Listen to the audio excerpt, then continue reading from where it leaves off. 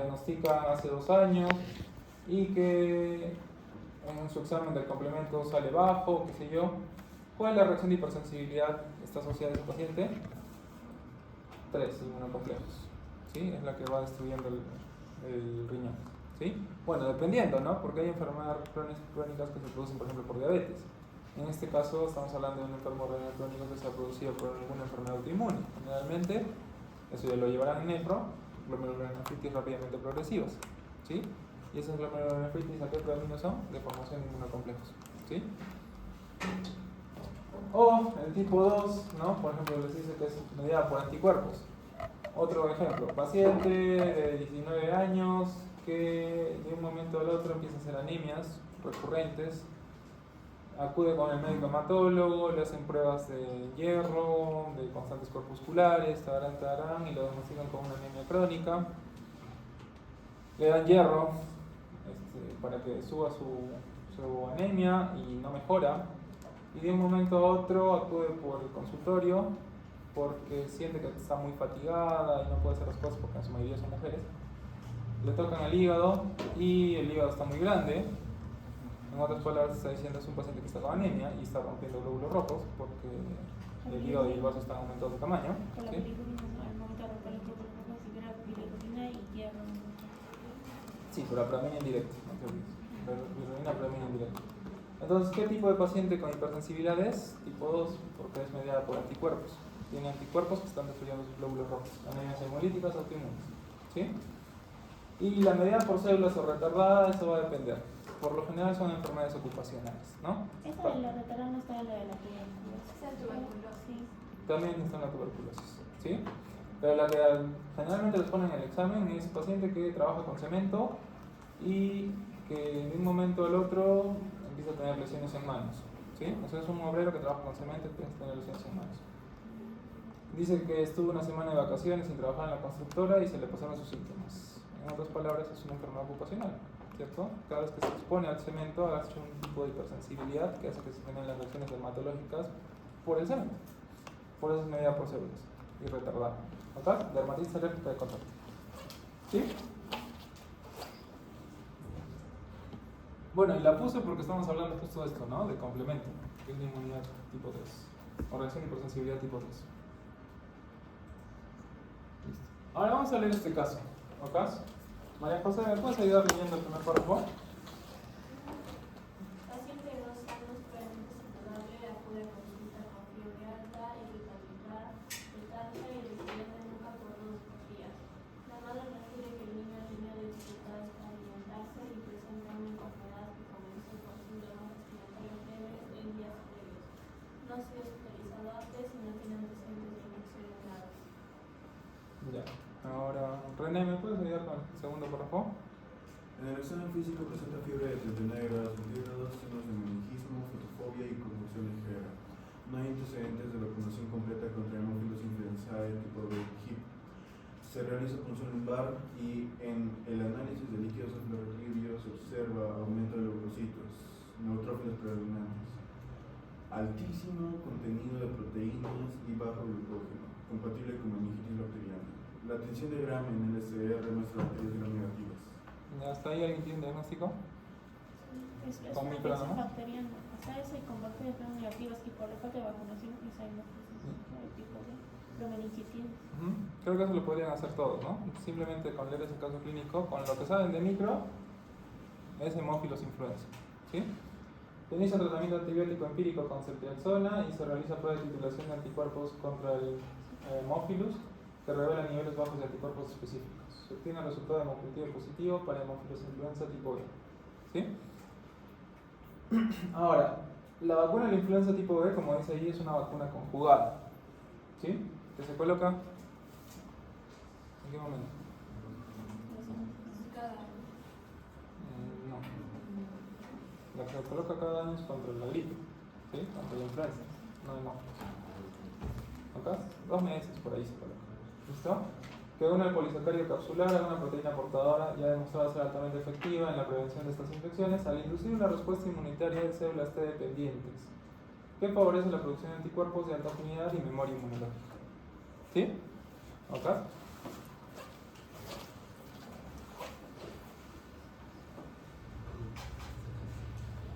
¿Y ahí nadie me va a discutir nada? ¿Cuál es el que genera memoria inmunológica? ¿Linfocitos B o T? Ambas. Los dos, ¿sí? Pero ¿cuál es el que siempre hemos hablado? B. Y ahí dice respuesta inmunitaria de células T dependientes que favorece la producción de anticuerpos de alta afinidad y memoria inmunológica. Pero la memoria de los T no dura tanto, lo que dura más es la de los B. Ajá. Por eso les decía, nadie me va a discutir nada. Recuerden eso, ¿no? Alguien por ahí puede ser astuto y me pregunta, doctor, usted me ha dicho que las células no viven mucho tiempo, ¿sí? ¿Cuánto vive un glóbulo blanco?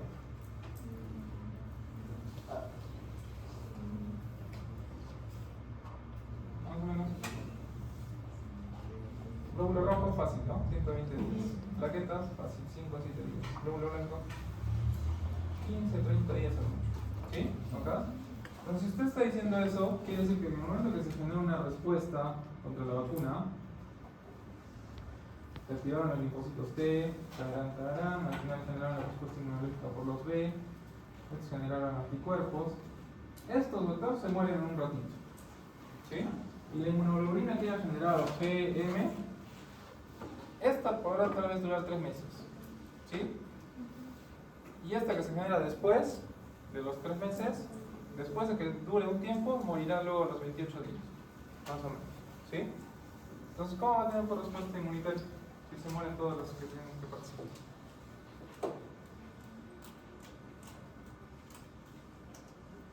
Se supone que para activar el linfocitos T, con la vacuna, si es activa, me tiene que presentar, no solo los presentar. Y esa célula presentadora antígena será una célula dendrítica, un macrófago, un neutrófilo, que va a tener una función efectora, pero después también va a tener tiempo de vida y se va a morir. ¿Y dónde queda la inmunidad? ¿El linfocito B? ¿La célula plasmática? Claro, tiene una inmunidad, mejor dicho, tiene una memoria, pero en algún momento también se va a morir. Replicamos el célula. ¿Dónde quedó entonces la memoria?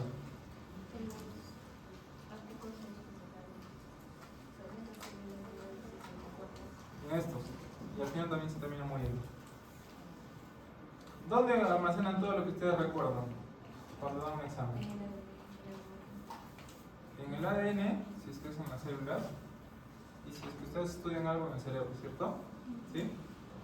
Entonces, cuando se reconoce un gen, mejor dicho, cuando se reconoce un microbio o se reconoce un estímulo, sí, se va a producir toda esta cascada inmunológica, ¿sí?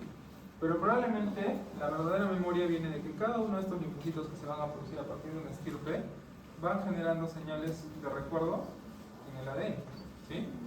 Eso puede estar por lo general en un intrón, no tanto en un exón, porque el exón codifica para algo, ¿sí? El intrón es el que almacena la información, ¿ok? Por eso les decía que no todos los intrones es basura, ¿sí? Entonces cuando nuevamente se genera un linfocito T o un linfocito B, a partir de la estirpe inicial, que es el ADN, va a recordar esas cosas, ¿sí? Y va a generar luego la producción. ¿Ok? ¿Sí se entiende? Y va a depender también de dónde está y que bajo qué estímulo. Porque de eso vamos a ver en la siguiente clase, pero imagínense, si el paciente tiene timo tiene un tipo de respuesta inmunitaria diferente, ¿verdad? Porque es niño. Acá produce células T. Pero cuando ya sea adulto ya no va a tener timo. Pero si sus células actuaron contra algo, lo recuerda, ¿no? Perdió el timo. Entonces eso va a depender de qué tipo de respuesta humoral sea. Puede ser timo dependiente o timo independiente. ¿Ok? Ahora, por ejemplo, estas son las vacunas polisacáridas conjugadas, ¿no? Y cómo se produce el anticuerpo, no solo para que lo vean. ¿Sí? Miren, me dice, induce una respuesta inmunitaria T dependiente capaz de estimular la producción tanto de células B específicas de serotipo, responsables de la memoria inmunológica, como de células plasmáticas responsables de una potente respuesta de infección. ¿Sí? Y por ejemplo, ahí está nuestro sistema de vacunación, ¿no? Por ejemplo, cuando naces, te colocan tu vacuna de la hepatitis B con la BCG, es tuberculosis benigna. De ahí a los 2-4 meses son los pentavalentes que hablábamos. ¿Sí? Ahí está lo que mencionó su compañera, tétanos y que están ahí. Hemófilos influenza les dije que es a los 2 meses, pero también es parte de la pentavalente, así que la repites a los 4 y a los 6 meses. La de la polio, la primera dosis es oral, luego las demás son, perdón, la primera dosis es inyectable, la segunda dosis es inyectable, la tercera dosis es la oral, ¿sí? Y las vacunas antineumocócicas son a los 2 a los 4 y el rotavirus igual a los 2 a los 4, ¿sí? Luego en los 6 meses la de la influenza, ¿sí? Les cuento que para mí esto era lo más difícil, porque yo no me podía aprender todo esto, ¿sí? Hasta ahora todavía me cuesta. Entonces en los exámenes, cuando ustedes les pregunten para la residencia, les van a poner esto, ¿no? Paciente de 2 meses, tarán, ¿qué vacunas ha recibido? Y te colocan ahí la lista. Una de ellas no es, ¿verdad? Entonces tienes que saber por lo menos los 7 primeros meses, sí o sí. ¿Ok? Doctor, ¿y para la polio sí o sí tiene que ser las 2 primeras por inyección? ¿O las 3 orales, por ejemplo? No. Recuerda, ¿por qué crees que las 2 primeras tienen que ser, o por qué creen todos, la pregunta para todos, tienen que ser para vía inyectable? ¿Y por qué la última vía oral? Una era para IgG y la otra para la IgA. Entonces la respuesta más fuerte siempre va a ser por IgG. Por eso las 2 primeras tienen que ser vía inyectable. Y la última tiene que ser polio vía oral. ¿Sí? Ahora vamos a leer este caso de aquí, ¿ya? Dice, paciente de 8 años que acude por infecciones recurrentes desde la infancia, especialmente infecciones respiratorias frecuentes y neumonías, tiene antecedente de otitis media, sinusitis crónica. En el examen físico se observa enopatía cervical palpable, tonsilitis es la amígdala grande, no presenta fiebre persistente ni síntomas específicos, laboratorio electroforesis de proteínas con IgG baja, IgGA baja, inmunoglobulina M baja, se toman muestras séricas de IgG y IgM ambas tienen valores bajos. La inmunodeficiencia común variable es un trastorno inmunitario heterogéneo caracterizado por niveles bajos de inmunoglobulina, eso se llama hipogamaglobulinemia, y una función defectuosa de células B como sin alteraciones en la función de células T. En este caso, los niveles bajos de IgG, IgA y IgM indican una afección generalizada en la producción de inmunoglobulinas. ¿Ok? ¿Me entendieron? No. Es un paciente que tiene hipogamaglobulinemia o agamaglobulinemia, ¿sí? Sus células B fallan, sus células plasmáticas fallan, no produce inmunoglobulinas. Si no tiene inmunoglobulinas, no se puede defender tampoco contra infecciones, porque su inmunidad celular y humoral no simplemente va a bastar. ¿Ok? Y por eso hace infecciones recurrentes, ¿sí? Como niño que es, lo que más va a hacer un niño es gripes, ¿sí? ¿Qué es lo que más se va a exponer? Resfriados, neumococo, ¿sí? Los causantes de la otitis y eso, Staphylococcus aureus, ¿sí? Estafilococos. Y, por ejemplo, esto es lo que van a ver en ese paciente. Ustedes van a ver toda la clínica, pero doctor, ¿cómo veo por la hipogamaglobulinemia? Y a este tipo de exámenes se pueden pedir. Por ejemplo, este es un electroforograma o proteinograma. ¿Se acuerdan cómo hacían su electroforesis de ADN o ADN o ARN? ¿No se acuerdan que ponían un gelcito? Y ese gelcito sembraban y luego corrían lo parecido a esto. Ya, eso es un proceso de electroforesis porque hay una carga positiva, una carga negativa y migra una proteína, ¿sí? Que en este caso es el ADN. No solo sirve para hacer una electroforesis de ADN o ARN, también podemos hacer electroforesis de cualquier proteína que pueda migrar porque tiene una carga positiva y una carga negativa, ¿sí? Las inmunoglobulinas son proteínas, así que también las puedo usar en sangre, ya sea por un examen sérico, es decir, sacar suero y ver cuánto es el conteo, o hacerle un proteinograma, ¿sí? Y cuando un proteinograma sale, vamos a ver las proteínas que hay en suero. Por lo general, ¿esta cuál es? ¿Cuál es la proteína que más tienen en suero ustedes? ¿Ocas? Entonces es su albúmina. Luego van a ver otros picos adicionales que va a ser la alfa-1-antitrypsina, ¿ocas? Ese es el de las pancreatitis, ¿sí? Los pacientes que tienen deficiencia de alfa-1-antitrypsina y los pacientes que son consumptivos crónicos por enfermedades pulmonares. ¿Sí? Luego vienen las otras, transferrina, hemoglobina, el complemento, pero lo que nos interesa es esto. Luego viene la IgG, la IgM, la IgA, estos picos. ¿Se dan cuenta? Entonces imagínense que ustedes piden un electroforograma o un proteinograma de proteínas inmunoglobulinas y les viene así: albúmina, perfecto, piquito, piquito, y acá, plano. No tiene inmunoglobulinas este paciente, ¿sí? ¿Sí? Entonces ustedes dicen, ok, vamos a pedirle uno más selectivo, que solo me da inmunoglobulinas. Entonces les mandan su y track. la misma vaina. Están bajas. Ahora, ¿cuál es la IgG? Esta. ¿Cuál es la IgM? Esta. ¿Cuál es la IgA? Esta. Están sumamente bajas, ¿sí? Entonces lo primero que ustedes piensan es, tiene hipogamaglobulinemia. Le piden que las dosen en el suero y los valores salen muy bajos, menos de 1000, ¿sí? Y otra alternativa es, no tienen electroproteinograma, ok, háganle una prueba de inmunofijación, que es lo mismo. Tenemos un estándar y luego tengo que ver cuánto de G, cuánto de M, cuánto de A hay, ¿sí? ¿Y qué es K y B? K y L. ¿Las inmunoglobulinas tienen cuántas cadenas pesadas?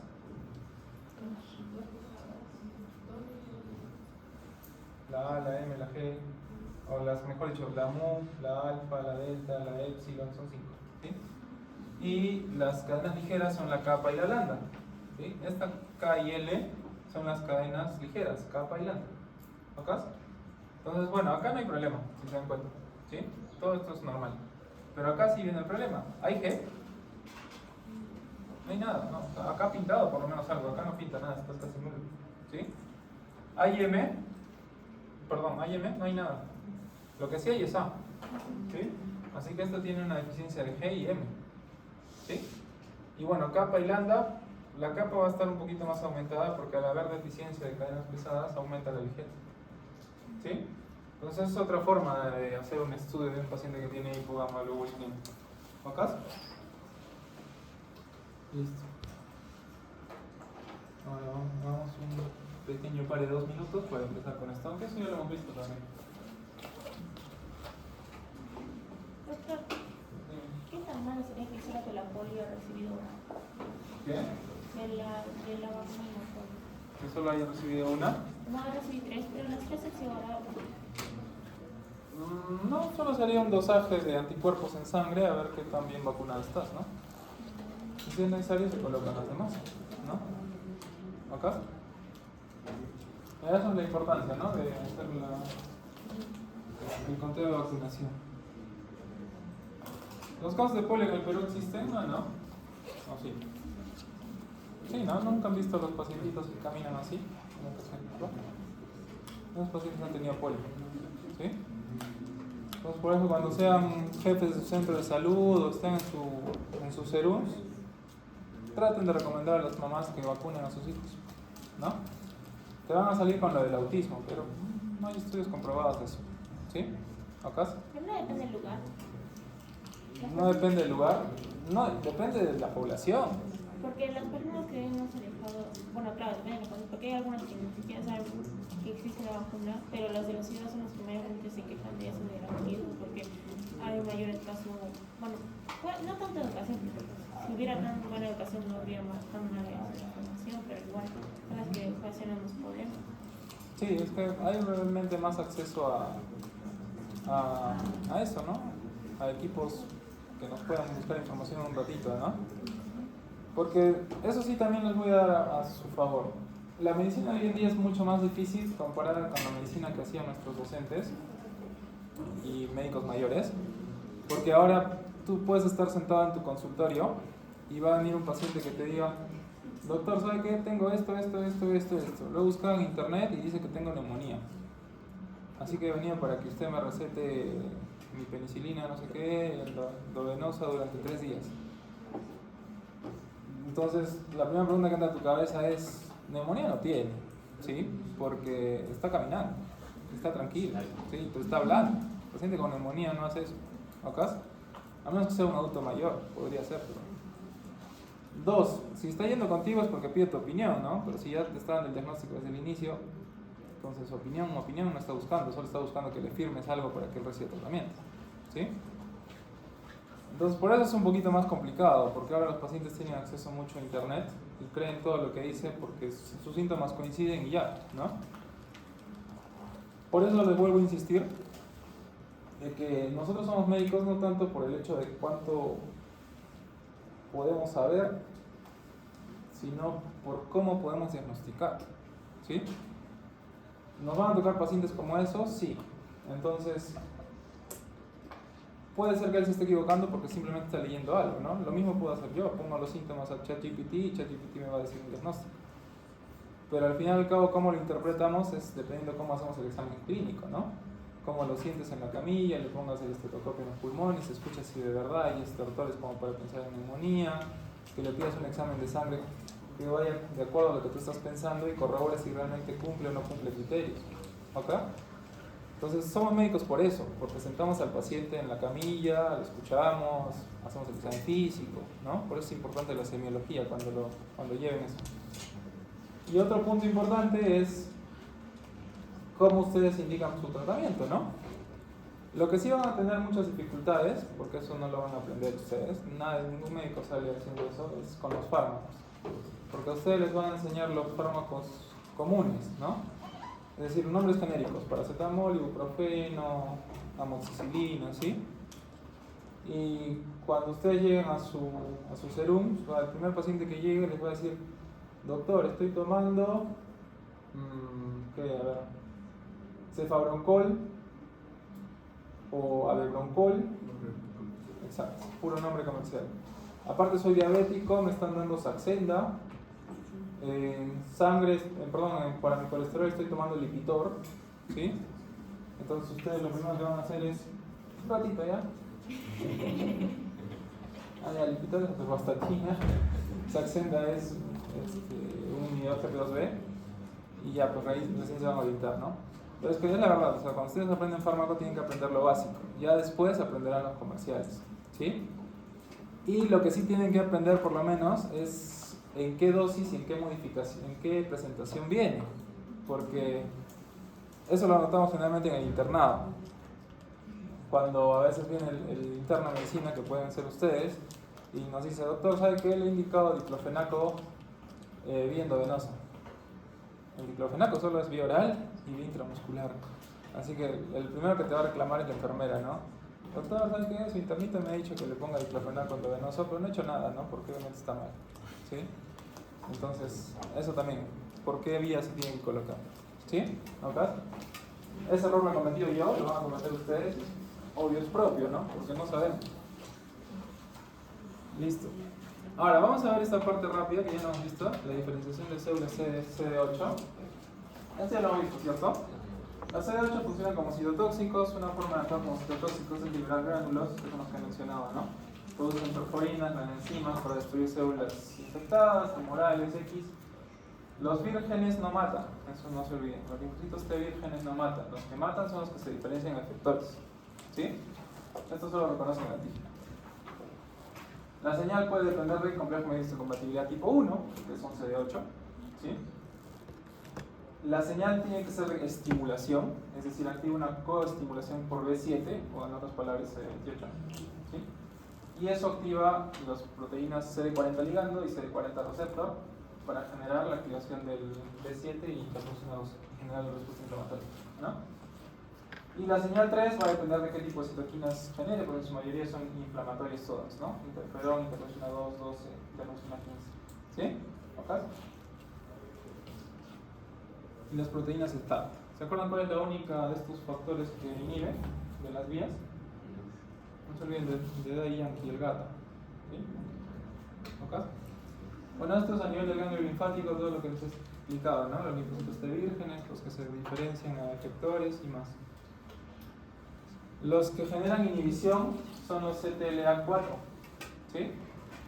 Y los que generan activación o cooperadores son CD4 positivos y activan los CD40 ligando y receptor. Eso es lo mismo, ¿no? Todos los que generan upregulation o inhibiciones, así se llaman upregulation, pero se llama upregulate. PD1, CTLA40, TIM3, LAC3, todos esos son inhibiciones, ¿sí? Por ejemplo, en el caso del VIH, pérdida de CD4, falla el licenciamiento de las células presentadoras de antígenos y se merma la generación de CTL y memoria. ¿Sí? ¿Entendieron lo que dice ahí? Ya, una de las formas del VIH de evadir es inhibiendo el complemento. ¿Se acuerdan? Ya. Otra forma del VIH de evadir a nuestro sistema inmunológico es esta, haciendo que los linfocitos TCD4 pierdan la capacidad de convertirse en CD4, tal cual. ¿Sí? Por lo tanto, si el CD4 no funciona, no puede activar o no puede recibir la señal de la célula presentadora de antígeno. Y si no lo hace, pues simplemente esa señal se va a inhibir, ¿sí? Por CTL. ¿Ok? Bueno, eso es lo mismo. Esa es la función efectora, donde hemos visto, ¿no? Si son en el caso de citotoxicidad, se van a producir enzimas, perforinas, la enzima, las enzimas, y es la misma señal arriba, ¿no? Complejo medio de compatibilidad, receptor CD8 del TCR, y dependiendo de eso, busca una molécula diana, ¿no? En este caso la ICAM1, que es la célula diana, y eso genera una señal de sinapsis inmunitaria, ya sea una zona de señal o una zona secretora. ¿Ok?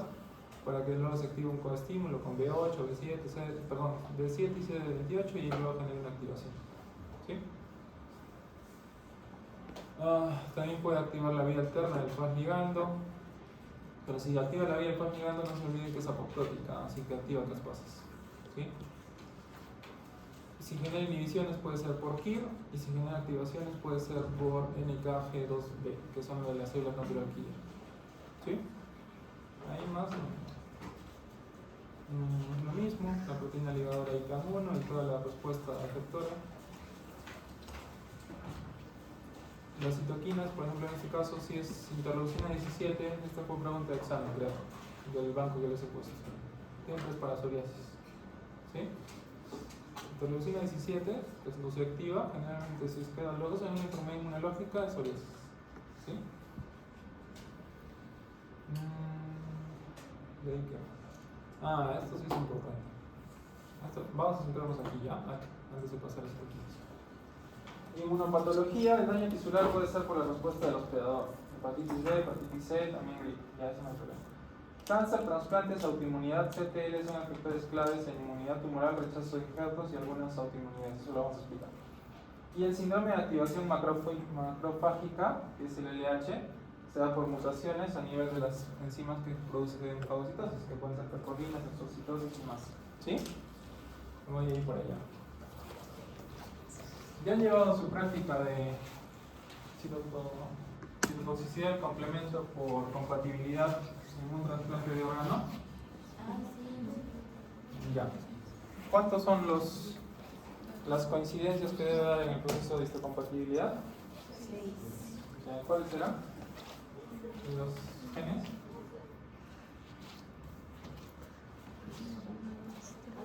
A, B, C, DP, DQ, D, ¿cierto? ¿Y cuál es del tipo 1 y cuál es del tipo 2? Y este es el tipo 2, ¿no? Entonces el complejo medio de compatibilidad 1, 2 o HLA. ¿Sí? Ok.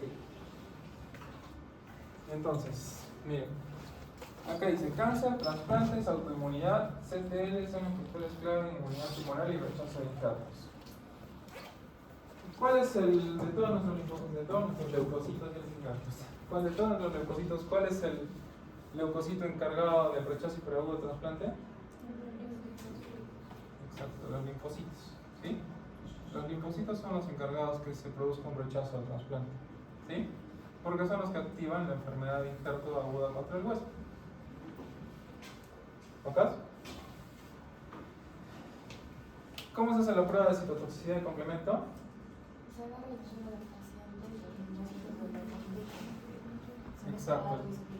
Se ve cuánta es la fluorescencia y si tiene mucha fluorescencia como Los linfocitos, el donante y el suero del paciente. ¿Cierto?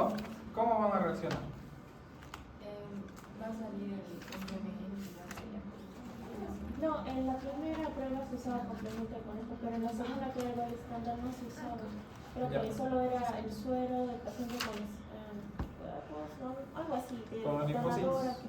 Tienen que reconocerlo y si es que hay reacción de lisis, pues lo va a romper. ¿Sí? ¿Ok? Ya ese es el complemento. Entonces,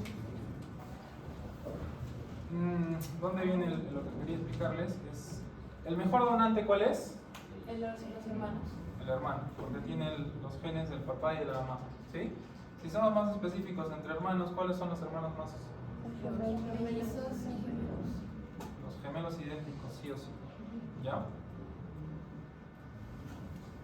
El único punto donde podría haber algún problema es que los linfocitos de este gemelo idéntico, que quiere ser donante, sean reconocidos por el suero del paciente y lo termine atacando. ¿Sí? ¿Ok? Imaginemos que no tiene nada de esto. O sea, la persona que va a recibir el trasplante no tiene nada de eso. No tiene hermano compatible, no tiene padre compatible, no tiene madre compatible. Y el donante es porque, no sé, alguien se animó a ser donante vivo o vino un donante cadavérico, qué sé yo. Pero es totalmente desconocido para ese paciente que necesita el trasplante. ¿Sí? Hacemos las mismas pruebas, pero si ustedes fueran los médicos, ¿qué es lo que buscarían en ese desconocido? Las primeras pruebas. El mismo tipo de sangre. Primero que tengan el mismo grupo sanguíneo. ¿Sí? 2. Haremos las pruebas para ver anticuerpos, ¿no? La prueba de citotoxicidad del complemento. Ok. Pero se supone que para elegir este paciente, ¿sí? Previamente yo tengo que ver la historia clínica si entonces se murió, ¿sí? O si está vivo, preguntarle cosas, ¿no? ¿Qué cosas le preguntarían? Me refiero a preguntas que ustedes le harían para darse cuenta que ese donante no puede tener anticuerpos que reaccionen contra el linfocito del paciente. Si ha recibido una donación de sangre. Ya, esa es una. Si ha recibido una donación de sangre, ¿por qué? Porque si puede haber generado anticuerpos para, o sea, si es que no le forman una, o sea, dependiendo si era positivo o negativo con el antígeno de puede haber generado anticuerpos, como lo que vimos en la mujer embarazada, que su segundo parecía atacaba, pero el primero no, porque recién estaba generando sus anticuerpos. Ya, ahí me has dicho dos, que las vamos a poner.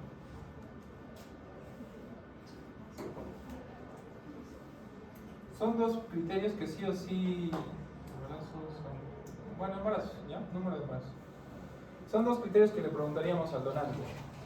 Lo estoy explicando para que lo entiendan, ¿no? Para que después no me digan, cuando yo esté seleccionando donantes, este doctor es muy expediente, ¿ya? Porque sí me lo han dicho.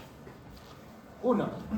Si tu paciente ha recibido una transfusión anterior, ya sea que haya formado un anticuerpo por una antiglobulina D, RH, o haya formado un anticuerpo porque nosotros tenemos más de 40 grupos sanguíneos, así que podemos formar anticuerpos, ese no es un buen donante. Porque cuando le pase un solo anticuerpo a ese paciente, hay riesgo de rechazo superagudo de trasplante. ¿Sí? Así que pacientes que han recibido transfusiones sanguíneas, así sea ahorita o hace 10 años, bueno, la norma dice que puede ser más de 10 años, ¿ya?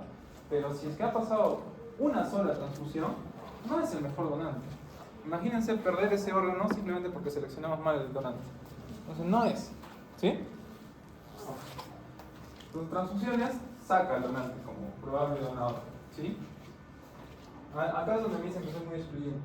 Mujeres. ¿Qué les dije que era el bebito para el ser humano? Un parásito. O sea, nuestro sistema inmunológico de una mujercita, al final al cabo va a reconocer ese bebé y va a generar un tipo de hipersensibilidad como un anticuerpo, ¿sí? Mientras más embarazos tenga esa mujercita, más probabilidades de anticuerpos que pueda ella tener. ¿Se acuerdan cuando mencionaban de alta afinidad o de baja afinidad? ¿Sí? Pueden ser de alta afinidad y ahí sí morimos, porque sí o sí va a haber riesgo de destrucción de células, ¿sí? Si pueden ser de baja afinidad, todavía tenemos una chance, porque puede que reconozca el sistema inmunológico del paciente como que no, ¿sí? Entonces ahí es donde me dicen que soy muy excluyente. Pero si es que esa mujercita ha tenido más de 3 embarazos, no califica como donante, porque también tiene alta posibilidad de anticuerpos, ¿sí? ¿Cuál sería la otra contraparte relacionada a embarazos? Exacto. Si ha tenido, aunque sea un solo aborto, se descalifica como donante, ¿sí? Todavía en sangre lo puedo pasar, todavía, ¿no? Porque bueno, no hay tanta posibilidad y si ha pasado más de 10 años no hay problema. Pero como donante de órgano, ¿no? ¿Ocas? ¿Qué otra más? Enfermedades autoinmunes. Tampoco, se produce por anticuerpos, ¿sí? ¿Qué otras cosas más? ¿Sí? Ya, entonces, desde ese punto de vista ya saben por qué somos tan excluyentes al momento de seleccionar un donador, ¿sí? Porque basta que haya algún mínimo riesgo de formación de anticuerpos para que se produzca el rechazo, ¿sí? Porque eso es lo que buscamos nosotros, ¿ok? Ahora, el tipo de prueba a elegir, eso no sé si lo habrán visto en prácticas. ¿Cuántos tienen que tener como mínimo de coincidencias de todos estos? Sí, Ya eso va a diferir, ¿ya? Por lo general es más de 3. Si ustedes leen su libro, les piden que sean más de 3, o sea 4. ¿Cierto? Los mejores son los que tienen 5 y 6. Pero dependiendo cuál coincidencia haya, es el tipo de camino que yo voy a tomar como médico. ¿Sí? Por darte un ejemplo. Si tiene coincidencia de 5 a 6, ok, es lo más coincidente posible. Entonces simplemente le haré una prueba de citotoxicidad y buscaré anticuerpos en el donador, ¿no? Pero si no tiene tantas coincidencias, tengo que hacerle más pruebas al paciente, ¿sí? Tengo que ver cómo son sus linfocitos, que son el problema. Así que tendré que hacerle pruebas de citometría de flujo también, ¿sí? Para ver qué características tienen y dosarlos, ver las características de estos. E incluso, pues tal vez más adelante tendré que hacerle pruebas para dosaje de esos anticuerpos, de esos CDs, ¿no? ¿Ok? Que son activos, no activos. Entonces se dan cuenta, ¿no? Si es que hay mejor de 5 a 6, no hay problema, avanzamos, ¿sí? Si es que es menos de 4, bueno, hasta 3, ahí va a depender del tipo de prueba que adicional. Ahora, ¿qué otra cosa quería mencionarles?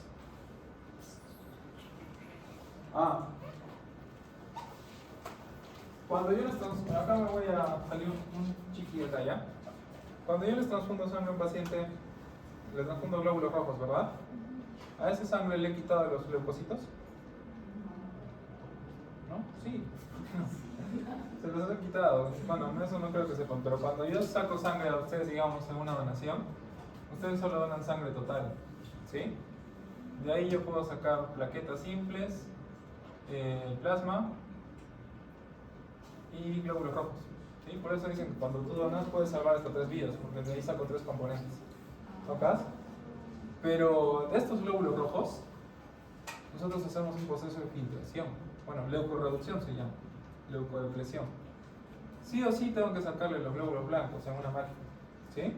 Donde el porcentaje de glóbulos blancos que quede tiene que ser menos de 10 a la 6. 1 por 10 a las 6 horas por microlitro, o sea, muy bajo, ¿sí? ¿Por qué hacemos esto? Porque nosotros sabemos que el rechazo hiperagudo de trasplante o de control huésped viene por un linfocito. Entonces, si yo le quito los leucocitos, va a dar menos posibilidades que ese paciente haga reacciones hemolíticas o reacciones transfusionales febriles. ¿Sí? Quien genera las reacciones hemolíticas o quien genera la reacción transfusional febril es el leucocito. Así que sí o sí tengo que quitarse.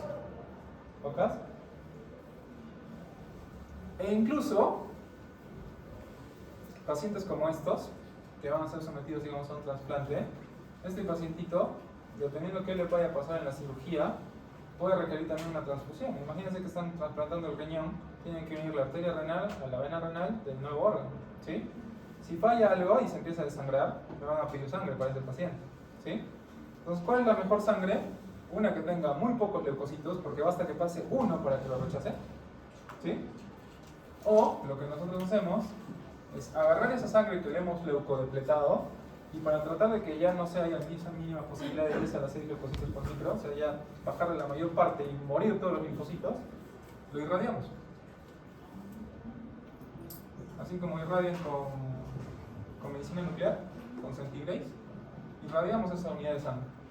Porque eso quiere decir de que esa transfusión va a tener mucha más seguridad de que no va a haber esto. ¿Sí? ¿Ok? Entonces, de ahí viene la importancia de seleccionar todas estas cosas. ¿Sí se entiende? Entonces, al fin y al cabo, aunque me digan malo, el mejor donante siempre va a ser un hombre. Por todos estos riesgos. ¿Sí? ¿Ok? No es que las excluya, pero, o sea, por seguridad lo es. Pero tampoco me da el criterio como para decirles no. O sea, si quieren y pasan todos los primeros filtros, adelante, ¿no? Pero en realidad el mejor es un hombre. ¿Sí? Y doctor, si mi hermano necesita un órgano, pero yo tengo una enfermedad autoinmune, pero él tiene la misma enfermedad, ¿se podría? No, no pasas. Porque para poder donar no tiene que haber ningún tipo de riesgo para el receptor, para el donante. Y si tú vas a generar que te saquen un órgano para descompensar tu enfermedad autoinmune, no lo van a hacer. ¿No? ¿Sí? ¿Hasta cuánto nos queda? Ya, sí acabamos. Nos faltan 5 minutos. Luego, lo de las citoquinas es más chiquito, ¿ya chicos? No se olviden que las citoquinas va a depender qué vía se activa. Acá básicamente tenemos que ver si es de carácter TH1, TH2, TH17, o si es que hay una respuesta inflamatoria o no inflamatoria. ¿Sí? Es lo que les comentaba. Y por ejemplo, todos estos cuadros de aquí que les han puesto son para ver las interleucinas. ¿Sí? De aquí, ¿qué necesito que recuerden? Vamos a ir por partes. Toda esta parte de aquí, hasta acá, en su mayoría inflamatoria. ¿Sí? Toda la respuesta de acá, en su mayoría inflamatoria. La respuesta que genera alergias, 3, 4 y 17 de la zona. ¿Sí? Exacto.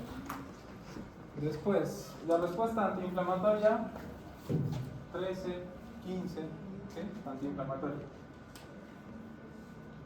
Esto ya depende de las células troncales, porque estos también son interleucinas. Los factores estimuladores de colonia, los citomacrófago y otros, son también citocinas. Y cada uno de estos también tiene un nombre, miren. CD117, CD114, ¿sí? Estos son los que ya pasan el número 100. Todos los que son granulocitos o son células troncales son CD100 y pico. ¿Ok?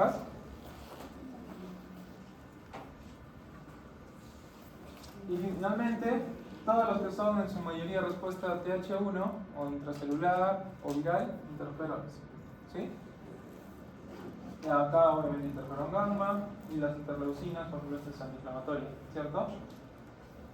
Y a veces existen otros como estos, ¿no? Factor inhibidor de leucemia, que también existe, y oncostatina M. ¿Sí? Entonces, interleucinas son más de 200, ¿ya? No es que tengan que aprender todas, por lo menos las que les estoy mencionando. Y el factor de necrosis tumoral alfa, para los que hayan leído su práctica 8 de obesidad, es donde más expresa, ¿no? ¿Ok? ¿Y ahí creo que quedamos? No, ahí termino. ¿Sí?